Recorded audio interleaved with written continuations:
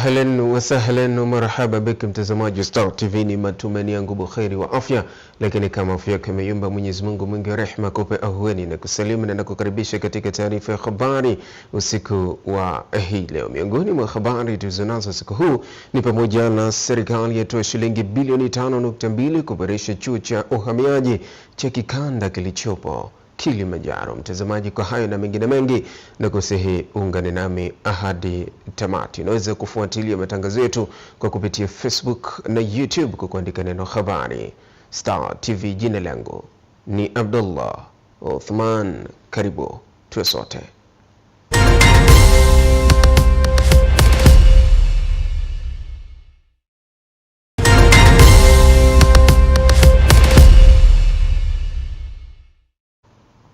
Na barabara kabisa mtazamaji, mchezo kwa utunzo. Tuanze na habari za kitaifa, tuanzia huko mkoani Geita. Makamu wa Rais Dr. Emmanuel Nchimbi anatarajiwa kushiriki misa ya kumbukizi ya miaka 5 tangu kufariki kwa aliyekuwa rais wa awamu ya 5 wa Tanzania hayati Daktari John Pombe Magufuli. Akizungumza na waandishi wa habari, mkuu wa mkoa wa Geita Martin Shigela amesema Machi 17 itafanyika misa katika makazi ya hayati Dr. Magufuli wilayani Chato mkoani Geita, itakayoongozwa na Askofu Severini Mugizi na itahusisha viongozi mbalimbali wa kitaifa. Misa hiyo itaanza saa 3 kamili asubuhi tarehe 17 ya mwezi wa 3 2026 katika makazi ya hayati Dr. John Pombe Joseph Magufuli, na kwa upande wa serikali tunatarajia uwepo wa viongozi wetu wakuu Dr. Emmanuel John Nchimbi, makamu wa rais wa Jamhuri ya Muungano wa Tanzania, anayetarajiwa kuwasili tarehe 16 ya mwezi wa 3 2026. Vile tunamtarajia rais wa Zanzibar na mwenyekiti wa Baraza la Mapinduzi Dr. Hussein Ali Mwinyi, ambaye tunatarajia atawasili asubuhi ya tarehe 17 ya mwezi wa 3 mwaka 2026. Serikali kwa upande wake imeendelea kutimiza wajibu wake wa kuhakikisha kwamba familia ya hayati Magufuli inahudumiwa kwa mujibu wa sheria na taratibu za viongozi wetu wakuu. Maadhimisho haya yameandaliwa kwa ushirikiano kati ya familia ya hayati Dr. Magufuli na serikali, yakilenga kutoa fursa kwa wananchi na viongozi kuungana katika kumuombea na kumkumbuka katika mchango wake katika uongozi na maendeleo ya nchi. Kiacha viongozi wakuu wa serikali, wako viongozi ambao wameonyesha uwepo wao katika siku ya tarehe 17 ya mwezi wa 3 2026. Na viongozi hao ni pamoja na viongozi wetu wastaafu wakuu, wakiwepo Dr. Philip Mpango ambaye tunatarajia atawasili, Mheshimiwa Dr. Kassim Majaliwa waziri mkuu mstaafu tunatarajia atawasili. Kwa hiyo ni vyema wananchi wa mkoa wetu wa Geita kuonyesha mapenzi yetu kwa hayati Magufuli, kuunga mkono jitihada za Rais Dr. Samia Suluhu Hassan za kuendelea kuwaenzi na kuwakumbuka waliotangulia na hususan marais. Tujitokeze kwa wingi kushiriki katika ibada hiyo na kuendelea kumwombea Dr. John Pombe Joseph Magufuli kwa kazi nzuri aliyofanya kwa taifa letu. Salma Mrisho, Star TV, Geita. Waziri wa mambo ya ndani ya nchi Patrobas Katambi amesema serikali imepeleka kiasi cha shilingi bilioni 5.2 kwa idara ya uhamiaji ili kuboresha chuo cha uhamiaji cha kikanda TRITA kilichopo mkoani Kilimanjaro.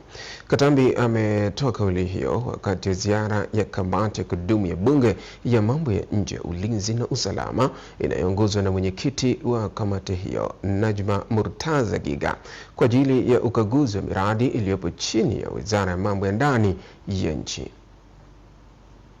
Ni chuo ambacho tumejikita zaidi katika kuadvance taaluma, sababu sio ile mafunzo ya medani ni kule kwenye chuo chetu kule Mkinga Tanga, lakini kwa hapa sasa ni ile soft skills ambazo mtu anaweza akazipata na capacity building kuongeza, na tunakusudia kwamba kama tutafanya vizuri zaidi na kwa hatua tunazoenda kwa spidi ya Mheshimiwa Rais, na hiyo imani kama nilivyosema kwenye jeshi la polisi, lakini pia hata huko matumaini ya kupata kufika kwenye hatua ya kutoa levels zote za elimu kuanzia diploma, degree na baadaye hata masters na PhD, kwa maana ya shahada za uzamivu na uzamivu inawezekana kwa eneo hili, kwa sababu kwanza majengo kwa structure ilivyo na urahisi wa kufika, tunaweza tukafanya kwa wataalamu wetu wa ndani ya nchi, lakini pia hata nje ya nchi.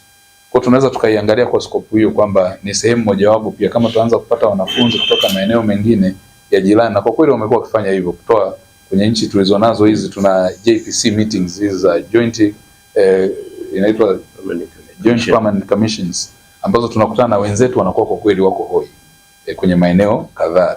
Tanzania tuko mbele sana. Sasa kwa sababu hiyo, manake lazima tuwe sasa na view ambapo tunaweza tukajikuta tunapata fedha zitakuja. Kwa hiyo hata hii idea ya kwamba tunataka kufanya expansion ya bilioni 5.2, si fedha zinapotea, zitarudi. Ingawa tu sasa kwa sababu tunazinunua kwa kupitia bajeti ya serikali, ndio tumeomba kwamba tuende kwa awamu. Na mtazamaji, tukisonga mbele, kamati ya kudumu ya bunge ya ustawi na maendeleo ya jamii imeiagiza serikali kuhakikisha kikundi cha vijana cha Mali Hai kilichopo wilayani Muheza mkoani Tanga kinapatiwa eneo kubwa la kufanya shughuli zake ili kurahisisha na kupanua biashara zao. Taarifa zaidi na mwandishi wetu Kweni Yusuf. Agizo hilo limetolewa baada ya kamati hiyo kutembelea na kukagua shughuli za kikundi hicho kwa lengo la kujionea maendeleo na changamoto zinazowakabili vijana hao katika utekelezaji wa shughuli zao za uzalishaji. Akiwasilisha taarifa mbele ya kamati hiyo, mwakilishi wa kikundi hicho Clara Godfrey amesema licha ya mafanikio aliyoyapata bado wanakabiliwa na changamoto mbalimbali zinazokwamisha ukuaji wa biashara yao. Kikundi hiki kinajishughulisha na kazi ya ufyatuaji matofali ya zege, yani block, utengenezaji wa karavati na luva, uteshaji wa vitalu vya miti aina mbalimbali ikiwemo miti ya matunda, maua na mbao. Kikundi kinakabiliwa na changamoto zifuatazo: ukosefu wa gari la kusambaza bidhaa kwa wateja, eneo dogo la uzalishaji na uwekezaji wa bidhaa inayozuia uzalishaji mkubwa. Baada ya kupokea taarifa hiyo, kamati hiyo ya bunge imeielekeza serikali kwa kushirikiana na ofisi ya mkuu wa mkoa wa Tanga kuhakikisha vijana hao wanapatiwa eneo stahiki pamoja na kuwezeshwa kwa vifaa vitakavyorahisisha uzalishaji na usambazaji wa bidhaa zao ili kukuza biashara na kuongeza ajira kwa vijana. Sote, mimi na nyinyi, tumejionea kazi nzuri na kubwa inayofanywa na vijana hawa wa Mali Hai. Tunaitaka wizara kwa kushirikiana na ofisi ya mkuu wa mkoa kuhakikisha wanasaidia vijana hawa wanapata eneo kubwa, eneo zuri kwa ajili ya production, and then hapa pakabaki kama display, yani kama dukani. Lakini pia changamoto ya pili imeelezwa hapa ni vifaa kwa maana ya gari, lakini pia na mixture kwa maana ya mashine. Na sisi kama wizara tunasema vikundi ambavyo vinarejesha mikopo tunavipa kipaumbele katika ukuaji wake, na katika mchakato ambao unaendelea lazima tutawaweka katika orodha ya watu ambao watasaidiwa kama kikundi. Tuanze na nini, aidha kama ni gari au mixer kulingana na vipaumbele vyao ambavyo wataweka. Kikundi cha vijana cha Mali Hai kilianzishwa rasmi Agosti 3 mwaka 2018 kikiwa na wanachama 5, wanaume 3 na wanawake 2, kikianza na mtaji wa shilingi 100,000 na mwaka 2018 kilipatiwa mkopo wa shilingi milioni 5 kutoka halmashauri ya wilaya ya Muheza kupitia mfuko wa mikopo ya 10% kwa vijana, na baadaye kupatiwa mkopo mwingine wa shilingi milioni 20 kutoka mfuko wa maendeleo ya vijana uliosaidia kukuza shughuli zao za uzalishaji. Queen Yusufu, Star TV, Tanga. Mtazamaji, wakati mambo yakiwa shwari kwa kikundi cha Mali Hai hapa Mwanza, zaidi shilingi milioni 400 zilizotolewa kwenye vikundi 15 vilivyopo katika kata ya Mkuyuni jijini Mwanza kupitia mkopo 10% katika kila halmashauri hazijarejeshwa kwa zaidi ya miaka 3, huko vikundi hivyo vikiwa havitambuliki kisheria. Akizungumza kwenye mkutano wa hadhara uliofanyika mtaa wa Mahina Relini, diwani wa kata hiyo Richard Masesa amesema licha ya dirisha la mikopo hiyo kufunguliwa, uwepo vikundi hivyo hewa unatia doa kwa vikundi vingine ambavyo havijapata mkopo huo. Shilingi milioni 509 zimekopwa. Milioni ngapi? Waliorudisha ni milioni 95 tu, na tuna kusudio la kubaini hawa waliokopa wako wapi. Hii mikopo sio ya kikundi cha watu wachache, hapana. Baadhi ya wananchi katika mtaa huo wameiomba serikali kuhakikisha vikundi vinapatiwa pesa, kutambulika na kukaguliwa. Ombi letu kwa serikali ni pale inapokuwa imekuja fursa yote kwa wananchi, washirikishwe wananchi kwa kupewa elimu. Ina maana wale viongozi wanaokuja na fursa zile waite wananchi kwanza, wawape elimu na waweze kuwafikishia ile fursa itakayokuwa imekuja kwa ajili ya maendeleo ya wananchi wote kwa pamoja. Hivyo vikundi vifuatiliwe, afu vijulikane vilikuwa ofisi gani, basi zile pesa kama kurudishwa zirudishwe, aidha wajulikane, na kama ilikuwa ni hewa basi serikali watajua, watafuata mikondo yao. Viongozi wa mitaa kutoshirikishwa katika utoaji wa mikopo hiyo kunatajwa chanzo cha uwepo wa vikundi hewa. Kupitia sisi wenye vitu wa mitaa, iwe kila sehemu kikundi kinachopata pesa inatakiwa mwenyekiti wa mtaa ajue, kama ni vikundi viwili tujue, tudhibitishe, itakuwa ni vizuri sana kwa urahisi wa kurudisha zile fedha. Niombe sasa kwa upande wangu, kama inawezekana ule mfumo uliokuwa unatumika zamani, hemu waubadilishe. Watendaji, afisa maendeleo wakae imara kwa kusimamia vikundi na kufuatilia. Na mimi mwenyekiti nitakuwa mstari wa mbele kufuatilia kikundi, baada ya kikundi tunafuatilia kikundi kingine. Licha ya changamoto za urejeshaji mikopo hiyo ya 10% ya mapato ya halmashauri nchini inayotolewa kwa wanawake, vijana na wenye ulemavu, kwa sasa serikali imeongeza na kufikia 15% ya mapato hayo. Mtazamaji, sasa tugeukie katika sekta ya malezi.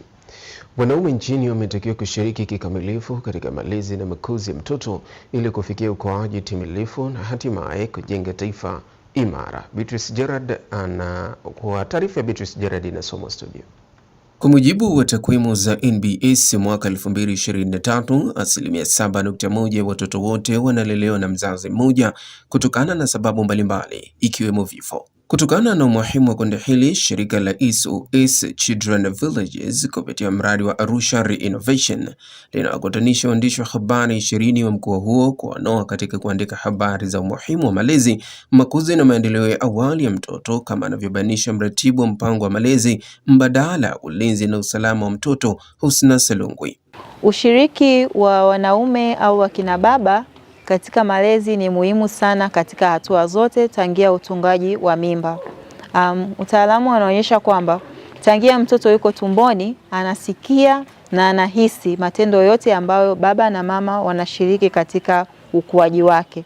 Kwa hivyo sauti ya baba na uwepo wa baba ni muhimu sana katika makuzi na malezi ya mtoto kwa nyanja zote hizo na kwa hatua zote hizo. Wazazi mkoani Arusha wanaeleza sababu zinazochangia baadhi ya wazazi wa kiume kushindwa kushiriki katika malezi ya watoto wao. Kwa sababu unakuta labda mwingine anakutana na mtoto wa watu hakuwa na malengo naye, then anaambia labda tarule mwanamke ni mjamzito na yeye labda anaona kabisa uelekeo kuishi na ule mtu hana.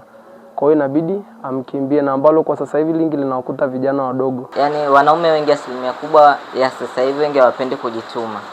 Kwa hiyo anavyoona labda mwenzi wake amembebesha mimba, ni mjamzito, yeye mwenyewe ameshazoea kuhudumiwa, kwa hiyo ile kumhudumia mtoto anaona ni changamoto. Mwandishi kinara wa malezi, makuzi na maendeleo ya awali ya mtoto mkoa wa Arusha, Beatrice Gerald, na mwenyekiti wa chama cha waandishi wa habari mkoani humo, Claudi Gwandu, wanatoa shime kwa waandishi kuliangazia zaidi kundi hilo. Tunahamasisha waandishi wa habari, lakini pia waandishi wa habari ambao ni wakina baba kushiriki kikamilifu katika malezi na kuandika taarifa mbalimbali zitakazohamasisha wanaume kushiriki katika malezi ya watoto wao, kwa sababu ni muhimu kwa ajili ya malezi yao na ukuaji wao, lakini pia ni muhimu kwa sababu siku zinavyozidi kwenda watoto watatengeneza bonding kati yao na wazazi wao. Ushiriki wa wanaume katika masuala ya malezi ya watoto umekuwa kidogo sio mkamilifu kama unavyopaswa kuwa. Sasa waandishi tunawezeshwa kutumia kalamu zetu, kutumia vifaa vyetu kuhamasisha wanaume tujitokeze kwa wingi katika masuala ya malezi. Ushiriki wa wanaume katika malezi bado ni tatizo linalokwamisha jitihada za serikali na wadau wa watoto katika utekelezaji wa mpango jumuishi wa malezi, makuzi na maendeleo ya awali ya mtoto, PJT-MAM.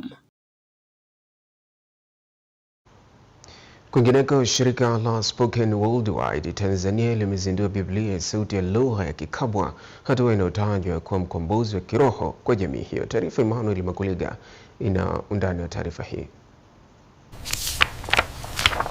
Kusoma maandishi kumekuwa mlima mrefu kwa wengi katika kufikia maandiko matakatifu, lakini leo hapa Bukagwa mlima huo umesawazishwa na teknolojia ya sauti. Shirika la Spoken Worldwide Tanzania limeleta tabasamu mpya kwa jamii ya Kikagwa, likihakikisha kuwa umri au kutojua kusoma si kikwazo tena cha kupata neno la Mungu. So we want everybody to know. Tunataka kila mmoja ajue kuwa neno la Mungu ni kwa ajili ya kila mtu, ikiwemo jamii ya Wakabwa.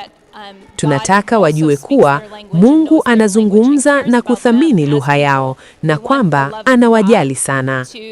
Tunatamani upendo wa Mungu ubadili maisha yao, si kiroho pekee, bali ulete mageuzi makubwa katika nyanja zote za maisha ndani ya jamii hii. Katika mradi huu, teknolojia imevaa vazi la utamaduni. Kupitia Biblia hii ya sauti, waandaaji wamelenga kuleta mabadiliko chanya kwa kuwapa wananchi fursa ya kusikiliza mafundisho kwa lugha inayochoma na kugusa mioyo yao kwa urahisi zaidi. Lakini uzuri, kitu kingine pia kuhusiana na hii Biblia ni kwamba ni rahisi kutumia, kwa maana ya kwamba aina ya tafsiri inayofanyika sio tafsiri ya neno kwa neno, bali ni tafsiri ya kujenga maana kwenye neno, na hivyo mtu akisikiliza anaweza kupata uchambuzi na kuelewa kirahisi ule ujumbe unaozungumzwa pale. Mbali na kutoa mwelekeo wa kiroho, viongozi wa eneo hili wanaitazama hatua hii kama njia ya kulinda utambulisho na maadili ya jamii. Pia itarejesha watoto ambao walikuwa wamepoteza lugha yetu au kabila letu kuweza kutambua ni nini kinaongelewa, kwa sababu kile kitaenda kusaidia na kuwasaidia wale watu wazima wasioelewa kusoma na kuandika. Lakini kwa wanakijiji wenyewe, hii si tu habari ya kiserikali, bali ni furaha iliyoingia ndani ya kuta za nyumba zao, wakishuhudia kile walichokiita nuru ya lugha yao. Najisikia vizuri tu. Maana nikipelekea hata familia yangu itajisikia tukiongea tukiwa tumekaa sasa kikome na mzee, tunasikiliza ile lugha yetu. Nawaambia watoto wangu kwamba mnasikia ile lugha ya kwetu. Ukiangalia katika mazingira yetu ya hapa Bukabwa, wengi wao hawajui kusoma na kuandika. Lakini vile wanapokuwa wanasikiliza huduma hii kwa njia ya sauti, inakuwa ni rahisi kwa sababu wengi wanasikia. Wakati jamii hii ikianza safari mpya ya kusikiliza neno la Mungu kwa lugha yao ya asili, swali linabaki kwetu sote. Je, teknolojia tunazozitumia kila siku zinasaidia vipi kulinda na kuenzi utu na utambulisho wetu kama ambavyo Biblia hii ya sauti inavyofanya hapa?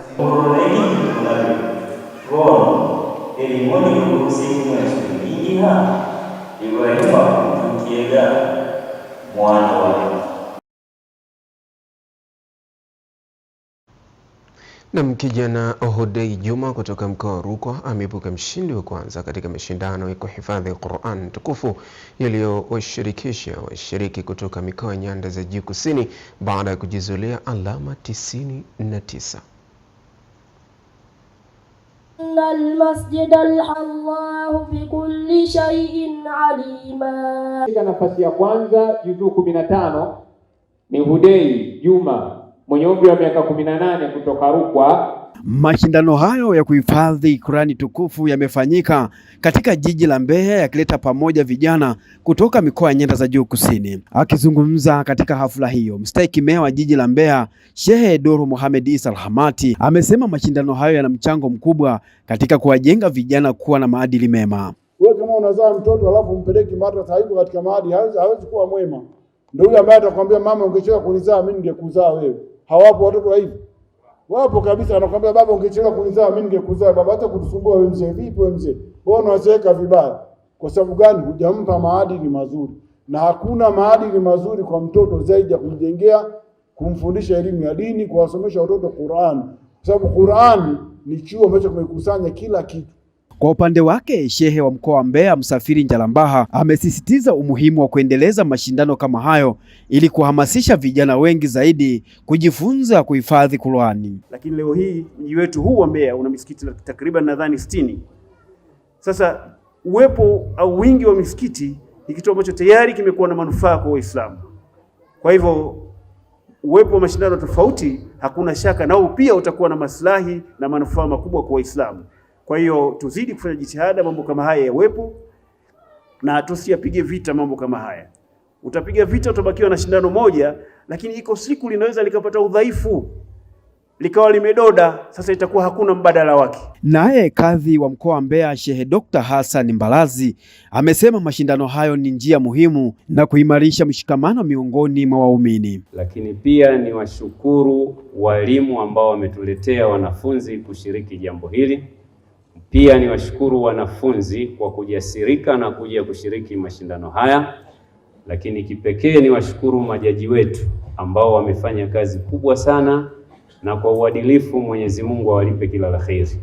Mashindano hayo yameshuhudiwa na viongozi mbalimbali wa dini pamoja na waumini wa Kiislamu kutoka maeneo tofauti ya mkoa huo. Laudent Simkonda, Star TV, Mbeya.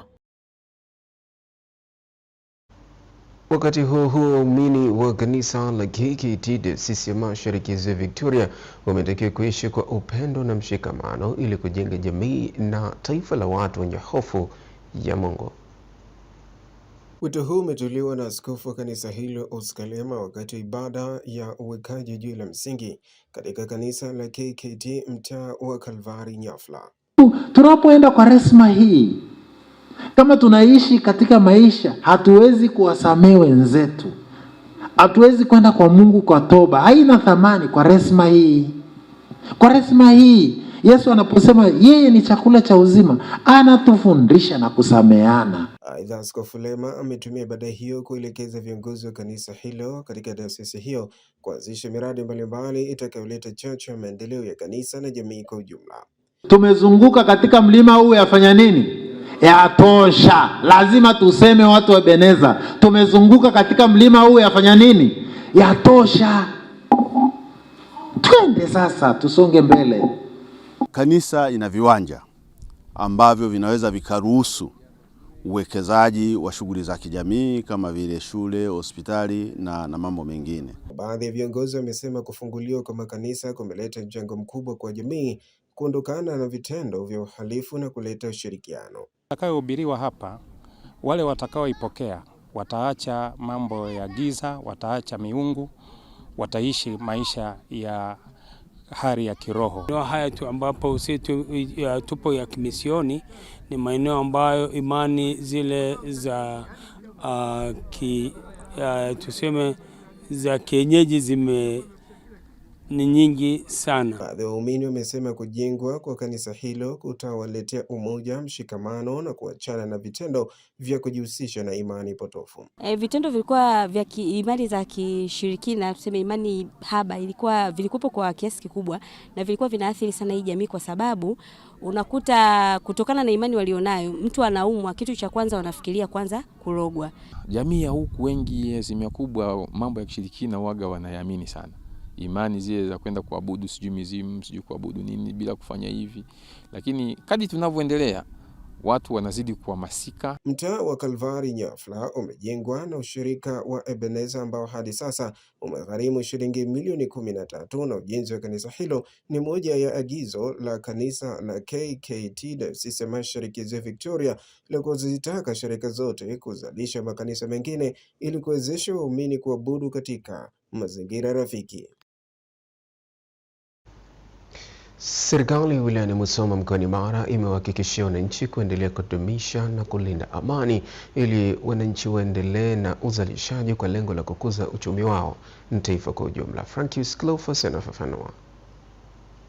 Msisitizo huo unatolewa na mkuu wa wilaya Musoma Juma Chikoka wakati waumini wa dini ya Kiislamu wakipata iftari iliyoandaliwa na mbunge wa jimbo la Musoma Mgore Miraji. Na mimi niwahakikishieni kwa umoja tulio nao, hakuna yeyote yule atakayetaka kupenya na kuyumbisha amani na utulivu katika wilaya hii ya Musoma. Atakayepenya akataka kutusumbua, huyo tutashughulika naye. Sisi tunachotaka ni amani, tunataka umoja. Baada ya hayo, tumie tena nafasi hii na fursa hii kuendelea kukushukuru kwa sababu moyo wako wa upendo ndio umefanya kusanyiko hili, watu wote kutoka maeneo mbalimbali tumekuwa pamoja hapa. Kwa upande wake, mbunge wa jimbo la Musoma mjini Mgore Miraji anasisitiza swala la ushirikiano. Ninawapenda wana Musoma wote, naomba tuendelee kushirikiana katika kuinua Musoma yetu na kutekeleza majukumu ambayo tuliyoaminiwa na wananchi. Katika mwezi wetu mtukufu wa Ramadhani, niliona usiishe bila mimi kushiriki iftari na wana Musoma wenzangu. Aidha, katibu wa Chama cha Mapinduzi Musoma mjini Ibrani Luta anaahidi kusimamia vyema utekelezaji wa ilani ya chama hicho ili wananchi waweze kupata maendeleo. Huku shehe wa mkoa wa Mara Sheikh Sabah Kasim akieleza umuhimu wa Qur'ani tukufu. Mheshimiwa Mbunge, kwa niaba ya chama niseme tunakushukuru sana kwa hili jambo liloandaa kwa niaba ya Musoma. Allah akubariki, Allah kuongezee. Sisi kama chama tunawaahidi yale yaliyojua ndani ya Chama cha Mapinduzi atahakikisha anayatekeleza. Hudan linnasi, Qur'ani hii kazi yake ni kuwaongoza watu, wabayinati minal huda, na ni yenye kuwapambanulia watu haki na batili, hiki sawa, hiki sicho. Ndio kazi ya Qur'ani.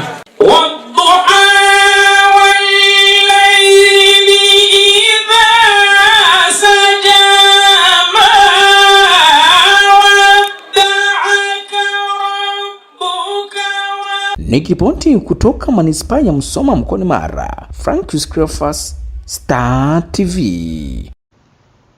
Huko Zanzibar, afisa mdhamini Wizara ya Elimu na Mafunzo ya Amali Mohamed Salim amesema wizara hiyo ipo tayari kushirikiana na kampuni ya Yas katika kuendeleza sekta hiyo nchini. Hayo yamebainishwa mara baada ya kumalizika kwa futari maalum iliyoandaliwa na kampuni ya Yas Tanzania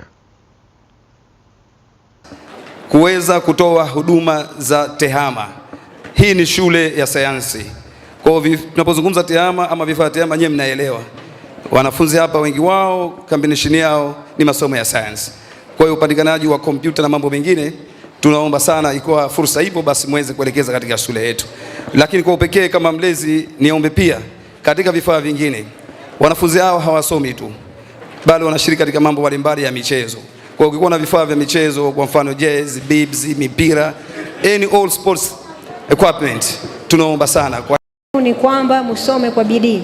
Wazazi wenu wamewaamini wakawaleta hapa kwamba mumekuja kusoma, na tunaomba musome ili muwafaharishe wazazi wenu, na tumeamua kuchagua skuli hii kama walivyosema wenzangu kuwa ni skuli bora sana. Ndugu zetu kampuni ya Mixx by Yas kwa kuweza kudhamiria kutufutarisha katika siku ya leo. Kwa kweli wamefanya jambo moja kubwa sana, na kwa kweli hatuna cha kukulipeni, lakini tunaomba Mwenyezi Mungu akulipeni ujira mkubwa sana. Mixx by Yas ni kampuni ambayo ndio pekee imetufikiria wakati wa Ramadhan na imetufutarisha, imetupa sadaka yake. Kwa hiyo tunaipokea, tunashukuru. Msingi wa malezi mazuri na makuzi ya watoto na vijana wanaojengewa wakiwa shuleni kwa kushirikiana na wazazi umetajwa kuwa kiini cha kuiandaa jamii yenye watu waadilifu wenye tabia njema watakaolisaidia taifa. Angelo Moleka na taarifa hii. Hayo yamejidhihirisha katika shule ya sekondari ya The Voice inayoendeshwa kwa misingi ya kanisa la Adventista wa Sabato iliyopo eneo la Usariva wilaya ya Arumeru, ambapo wanafunzi waliohitimu kidato cha 4 shuleni hapo mwaka jana wamerejea na kuungana na wenzao waliobaki pamoja na walimu na kushiriki ibada maalum ya kumshukuru Mungu kwa kuwawezesha kufaulu mitihani yao pamoja na kujiandaa kifikra na kiroho kukabiliana na hatua inayofuata ya masomo na maisha. Kutoka division 4 leo tunao katika ulimwengu wa leo madaktari. Usipofanya kazi kwa uaminifu ni dhambi pia. Kwa mujibu wa mkuu wa shule hiyo Joseph Mbambo na mkurugenzi mwenza Pendo Mpanduzi, uamuzi wa kufanya ibada hiyo umezingatia pamoja na mambo mengine kufurahia matokeo mazuri ya mitihani ya kitaifa ya kidato cha 4 na cha 2, kwani baadhi ya wanafunzi walikuwa wamekataliwa katika shule nyingine kwa vile matokeo ya darasa la 7 hayakuwa mazuri. Hata wale ambao serikali iliona hawafai kwenda kidato cha kwanza kwa sababu ya wastani wao, sisi bado tuliwachukua na tunao, na wengi wanaendelea kufanya vizuri. Kwa tunapoona wanafanya vizuri na wamepata sauti ambayo tulitaka waipate, ndio maana tunafanya shukrani ya namna hii kwa Mwenyezi Mungu. Kwa hiyo ni jambo jema kurudi kumshukuru Mungu. Kwa hiyo tunaendelea na utume huu kwa ajili ya kuwafikia watoto ili wawe watu wakubwa baada ya muda fulani. Nafikiri itakuwa faida kwa jamii, taifa kwa ujumla. Mwenyekiti wa Jimbo Kuu la Kaskazini mwa Tanzania la Kanisa la Waadventista wa Sabato, Mchungaji Dr. David Mpwani, aliyeongoza ibada hiyo, anaikumbusha jamii kujenga utamaduni wa kumrejeshea Mungu shukrani kwa mema anayowatendea. Pindi unapofaulu katika jambo fulani ulilokuwa unapambana nalo, usisahau kumrudishia Mungu shukrani. Kumbuka wale wakoma 10 walipoponywa, ni mmoja tu alirudi kutoa shukrani. Na ninaomba swala la shukrani lichukue kama ni sehemu ya ibada, kama The Voice Secondary School walivyofanya. Baadhi ya wahitimu wa kidato cha 4 mwaka 2025 wameahidi kuendelea na utamaduni huo katika maisha yao ya mbele. Na natamani pia hata kwa ngazi nyingine za elimu ambazo ziko mbeleni, natamani huu utamaduni uendelee, kwamba ni muhimu sana kumshukuru Mungu. Hakuna jambo ambalo naliweza bila msaada wa Mungu. Kwa hivyo kila atakaponisaidia huenda nikaanguka au nikasimama, pia napaswa kumshukuru Mungu. Kwa sasa wahitimu wa kidato cha 4 mwaka jana wanasubiri kupangiwa shule kidato cha 5 na vyuo. Angelo Moleka, Star TV. Na imeelezwa kuwa maonyesho ya bidhaa za ushonaji na ubunifu nchini yamefungua fursa mbalimbali za kiuchumi pamoja na kujipatia ajira za uhakika kupitia maonyesho ya bidhaa zinazotengenezwa na mafundi cherehani na wabunifu na kuongeza pato la taifa. Taarifa ya mwandishi wetu inasomwa studio.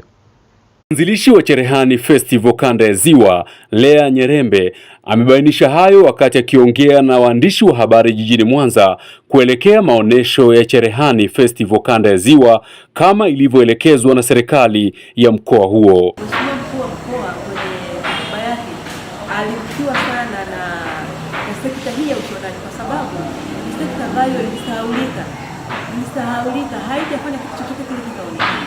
Ndio mara ya kwanza tunaenda kuwaibua wabunifu hawa kuonekana kwa ukubwa wao. Baadhi ya mafundi cherehani na wabunifu wamesema jukwaa la cherehani limekuwa daraja la kuwaunganisha na fursa za masoko katika taasisi nyingi, hivyo wamewashauri mafundi kuwa waaminifu. Nafahamu natakiwa nitumie nini, natakiwa nisave kipi ili kuweza kuboresha biashara yangu. Cherehani Festival imekuwa jukwaa zuri kwetu sisi mafundi. Hiyo tunaifanya kazi yetu kwa uaminifu mkubwa, na tunataka kuwaaminisha wateja wetu kwamba sisi tumejipanga na wasiwe na hofu yoyote. Lakini pia sisi sio wachoyo, kwa hiyo tunatoa ajira kwa watu wengine kwa ajili ya kusaidizana kufanya kazi na kuzitoa kazi kwa wakati mwafaka. Wadau wa maendeleo wamesema jukwaa hilo limesaidia kubadilishana uzoefu wa kazi na kukuza uchumi wa bunifu na mafundi. Wameleta ajira, wameongeza pato la nchi, lakini pia wamechangia uchumi wa nchi kukua. Kulipa mshahara, watu walikuwa wanafanya kazi tu, lakini sasa hivi si yule fundi wa kushona tu nguo za kawaida, bali ni designer ambaye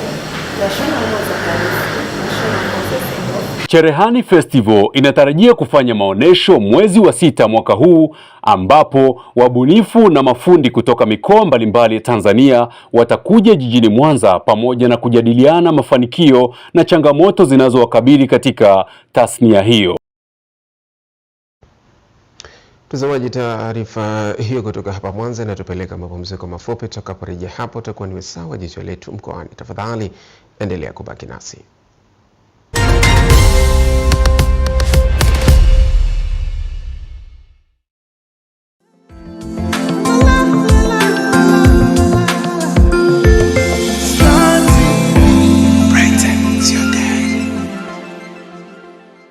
Msimu huu wa mwezi mtukufu wa Ramadhan, Star Times tuko nawe bega kwa bega. Furahia mawaidha, kaswida na vipindi bora vya dini kupitia TV Iman na IBN TV Africa, huku kupitia ST Swahili Channel ukiendelea kuburudika na tamthilia kali ya Vendetta kila siku saa 3 kamili usiku, bila kumkosa mzee wa ngumi jiwe Tangol kwenye Gangs of Manila kila siku saa 3 dakika 45 usiku. Wale wa Bongo Movies na series za kibongo, basi Mambo TV Swahili ndio nyumbani. Kupitia Novela E+, furahia tamthilia kali ya Lavender Fields inayokujia kila siku saa 2 dakika 50 usiku. Watoto nao wanaendelea kufurahia katuni pendwa ya Boni Bears na nyingine kibao kwa lugha ya Kiswahili kila Jumatatu hadi Ijumaa saa 10:15 jioni kupitia SC Swahili. Jiunge na Star Times leo kwa bei ya punguzo, upate dekoda antina pekee kwa shilingi 25,000 tu, huku kilipia kifurushi cha mambo kwa shilingi 17,000 tu, au dekoda dish full set kwa shilingi 56,000 tu, huku kilipia kifurushi cha smart kwa shilingi 23,000 tu. Star Times, enjoy digital life. Nimefanikiwa kupata kazi kwa muda baada ya kutumia platform ya Nafasi. At first nilidhani ningeweza kuona list za kazi na kuweza kuapply mwenyewe kwenye app, lakini nikaelewa kuwa app yenyewe ina apply kwa niaba yangu.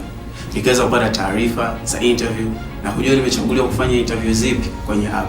Kupitia Room Your God ilirahisisha zoezi zima kuwa rahisi tofauti na mwanzo.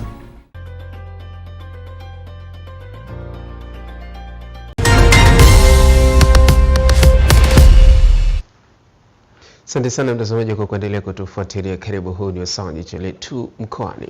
Kamati ya uthamini ardhi imefanikiwa kumaliza kero ya mgogoro wa ardhi baina ya wakazi 184 wa kijiji cha Sapiwi na chuo cha usimamizi wa fedha IFM kampasi Simiyu kwa maridhiano. Taarifa zaidi ni Shabani Lupimo.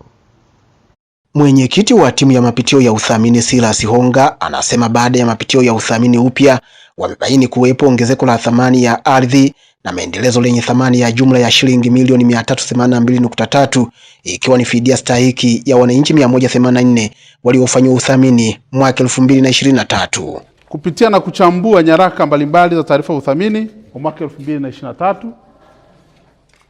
3. Kufanya mahojiano na wananchi 76 waliolalamika juu ya malipo ya fidia, na timu kuwashauri wananchi wote waliokataa kupokea malipo ya awamu ya kwanza wapokee na kukubali kupokea malipo hayo na kubaki kusubiri ongezeko la awamu ya pili, ambalo hili Mheshimiwa Mkuu wa Mkoa limetekelezeka. Wananchi wote waliokuwa wamekataa kupokea malipo walikubali kuyapokea. Mkuu wa Mkoa wa Simiyu Anamringi Macha anaipongeza kamati hii kwa kufanikisha kumaliza kero ya mgogoro huu, na mgogoro huo umeisha rasmi. Na bahati nzuri, ninachofurahia ni kwamba walioteuliwa kuongoza hii kamati ni wananchi wengine na sio viongozi. Sasa umewaongoza wanyonge wenzako na umeridhika, sisi tumepata kile tulichokuwa tunafanya nini, tulichokuwa tunakitafuta. Hilo ndio utaratibu, na hivi ndivyo Mheshimiwa Dr. Samia Suluhu Hassan anataka. Wananchi waliokuwa na mgogoro wa maeneo na chuo hiki pamoja na uongozi wa chuo wanashukuru kwa kufikia hatua ya kumalizika mgogoro huu kwa maridhiano. Kwa kweli hiki ndicho tunachokitaka, kwamba wananchi wasiondoke sehemu kwa manunguniko, na ndicho wananchi wa Sapiwi wamekionyesha kwamba wametoa ardhi zao bila kinyongo baada ya mazungumzo.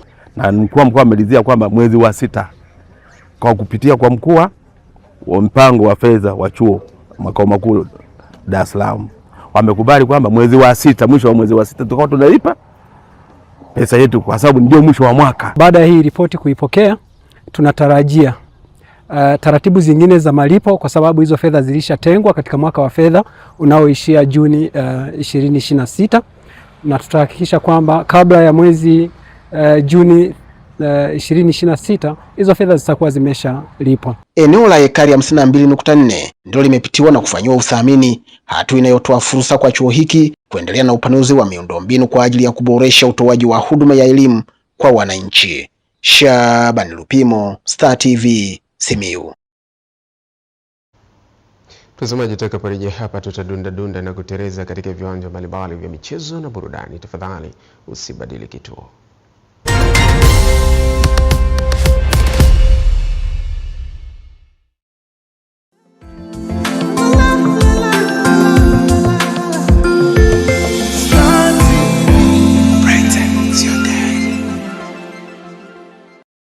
PBZ Bank. Sasa wamekuletea huduma ya PBZ Lipa Hapa. Fanya malipo ya bidhaa na huduma mbalimbali kupitia simu yako bila kuwa na pesa mkononi kwa kutumia PBZ Mobile App, mitandao ya simu na mabenki mengine. Scan QR code ama andika nambari ya biashara kwa kutumia simu yako. Weka kiasi, thibitisha muamala, kisha ingiza nambari ya siri. Malipo yako yatakamilika. Na kwa sasa tumesogeza huduma zetu mpaka mkoani Arusha na Tanga. Mikoa mingine tuliowafikia ni pamoja na Dodoma, Mwanza, Mbeya, Morogoro na Mtwara.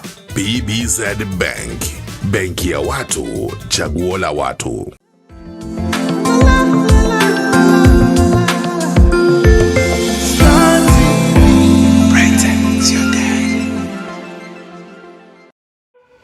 Kuna baadhi ya vitu huwa haviji kwa sababu wakati wote vipo. Mnajua, kila siku ninapoamka huwa najiona ni bora zaidi ya jana. Sio kwa siku moja tu, bali vipo wakati wote. Sisi hatutazami tu kwa macho yetu ya kawaida, bali tunaunda ulimwengu mpya. Mpaka pale ghafla kitu kinapobadilika. Sisi ndo wale tuliokuwa tukijitarajia. Kwa kuona, ijue asili yako. Kwa kutambua, yatajeni majina ya kila mmoja wenu kwa sifa na heshima. Na kwa kubadilika. Kila wakati ninapohisi kupungukiwa na imani, huwa namshirikisha Mungu. Kuachana na nitafanya baadaye na kuamua kufanya sasa hivi. Wanawake hawapatiwi heshima kwa wakati, japo ni sehemu ya historia. Wanaunda kila hadithi, kila sauti na kila pumzi. Zawadi kubwa zaidi kwenye maisha yako ni kuishi kwenye uhalisia. Tupo kwa sababu yupo, na pia hata kesho watakuwepo.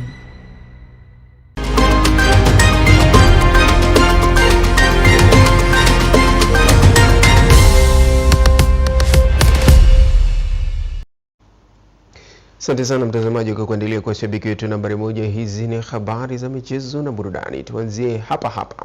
Msemaji wa klabu ya Pamba Jiji ya Mwanza, Moses William, amesema hamasa ya mchezo baina ya klabu ya Simba utakayopigwa Machi 19 mwaka huu kwenye uwanja wa CCM Kirumba ipo juu, na sababu nyingine wameamua kuwa na kauli mbiu ya mchezo huo. Tupate taarifa kamili.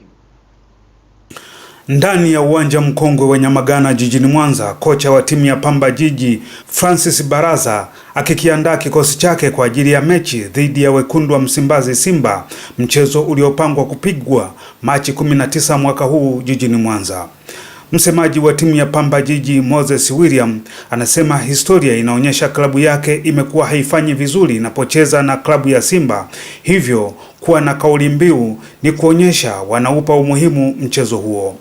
Ni mchezo ambao tunaumiliki kwa namna nyingine, ukiacha mambo ya mamlaka, sisi ni wenyeji wa mchezo. Kwa ndio maana tunasema hii ni yetu, maana yake hii ni mechi yetu. Lakini sababu nyingine, tumekuwa na mwenendo mbaya ama tumekuwa hatuna matokeo mazuri dhidi ya klabu ya Simba. Kwa hiyo hii pia imetufanya kwamba tuamini baada ya kuteleza kwenye michezo kadhaa dhidi yao, huu ni muda sasa umefika, sasa ndio muda wetu, ndio maana tunatumia pia hii ni yetu. Kwa hiyo ni mechi na sisi ya kujiuliza kwamba kwa nini tumekuwa tunateleza dhidi ya klabu ya Simba. Lakini sababu nyingine, right now tuna kikosi bora, tuna wachezaji wazuri, tuna bench bora la ufundi chini ya Francis Baraza. Hatuna sababu yoyote ya kwenda kinyonge. Hakuna ambaye ajui kwamba tunakwenda kucheza dhidi ya timu kubwa. Hakuna ambaye ajui kwamba tunaenda kucheza na wachezaji ambao wana profile kubwa na wenye uwezo mkubwa. Hakuna asiyejua kwamba tunacheza na timu ambayo imekuwa inafanya vizuri kwenye michuano ya kimataifa na ndani. Moses, mmoja wa wasemaji waliojipambanua kwa kuzungumzia zaidi mpira, anaweka bayana suala la uuzwaji wa tiketi kwa mashabiki. Sisi tiketi tutaanza kuuza tarehe 16. Lengo ni kuepusha vitu viwili. Moja ni mambo ya kimtandao, kwa sababu tiketi ziko kwenye mfumo wa kimtandao. Kwa hiyo watu wamekuwa wanalalamika. Mnashangaa mtu anataka kwenda kiwanjani saa 7, saa 6, kumekuwa kuna changamoto. Kwa hiyo tunawaomba kuanzia tarehe 16 tutaanza kuuza tiketi kwenye maeneo mbalimbali hapa jijini Mwanza. Mbali na hapo, kuna gari la matangazo kwa maana ya PA litapita. Kwa hiyo na lenyewe likipita kwenye mkusanyiko litasimama, kwa hiyo mtu atachukua tiketi. Hatutegemei tarehe 19 tuwe tuna msongamano eti mtu anaenda kukata tiketi. Tutakuwa tuna mstari wa mtu anaenda kuingia akiwa na tiketi yake. Kwa hiyo niwaombe watu watakate tiketi mapema, kuepusha msongamano, kuepusha lawama na vitu vingine kama hivyo. Ndio maana mechi tumeanza kuizungumza mapema, siku tunazo za kutosha.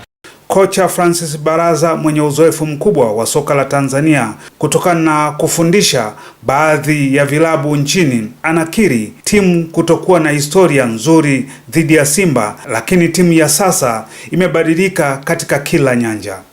Jambo langu mimi nitasema ni tuko imara, na wale ambapo wewe wamecheza kwa hizo mechi zimekwisha, naweza sema kuwa wamefanya kazi nzuri sana na tumepata matokeo. So nitawahimiza bila yoyote, bila maybe wale watakuwa kina Brian watakuwa wewe wanapata hiyo chance, na wapongeza na wamefanya vizuri katika michezo iliyopita. So kile nitasema ni vijana wangu, nafikiri inakuwa ni same strategy but different, same player different strategy. So wanafanya vizuri. Kiangalia tumecheza mifumo, tumebadilisha mifumo unacheza mifumo kama mitatu na ambao tumepata matokeo katika michezo hii yote mitatu. So vijana wangu naweza sema kuwa ni ile material ambayo nazo, na siwezi kuwa naogopa maybe uwezo mmoja akawa unatoka. Timu tumesajili wachezaji kama 28, so siwezi kusema kuwa huyu akikosekana na problem mahali fulani. Kwa sasa timu ya Pamba inashika nafasi ya 5 katika msimamo wa ligi ikiwa imejikusanyia alama 24 baada ya kucheza michezo 15. Hivyo mechi yao na Simba Machi 19 kwenye uwanja wa CCM Kirumba jijini Mwanza utakuwa na kila aina ya ushindani kutokana na kila timu kuwa na kikosi madhubuti. Abdallah Tilata, Star TV, Mwanza. Mtazamaji, ni mrejeshe tena Abdallah Tilata kwa habari za